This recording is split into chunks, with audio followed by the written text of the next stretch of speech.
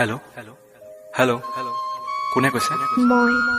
মই কৈছোঁ তোমাৰ সেই অসীমত হেৰাই যোৱা পখিলাজনী।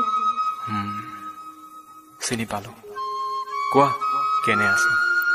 কুশলে আছা নিশ্চয়? ভালেই।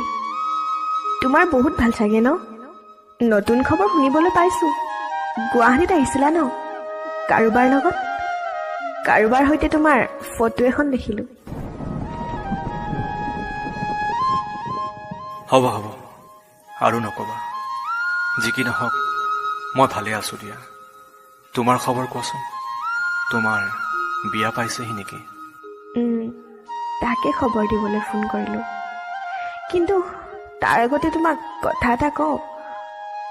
তুমি মোক আজি শেষবাৰৰ কাৰণে এটা আবৃত্তি শুনোৱা না।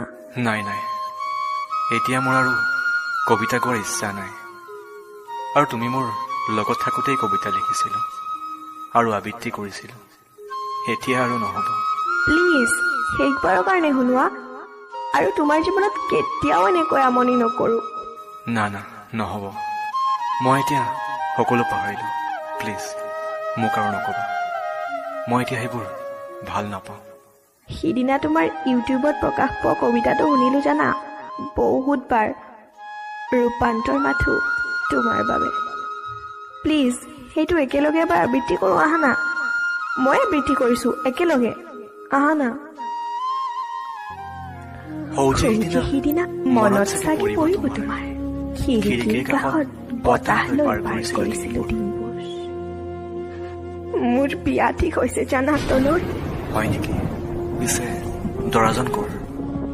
মোৰ একেখন জিলাৰে, মা দেউতাৰ পচন্দৰ অসম আৰক্ষীত কৰে। ভালেই হ'ল দিয়া। সুখী জীৱনৰ সফল কামনা কৰিলোঁ। Hello' Smita, hello'. বিষাদ বেদনাই বুকুতে খুলিয়াই জীৱনে কান্দিছে হাই পাই হেৰুৱাই। দুখে আৱৰিছে আহি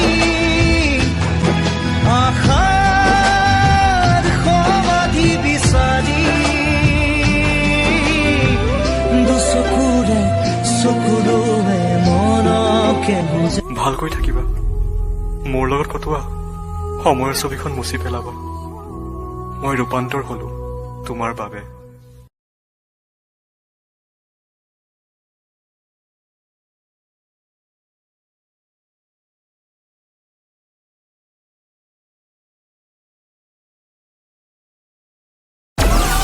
Download Moj.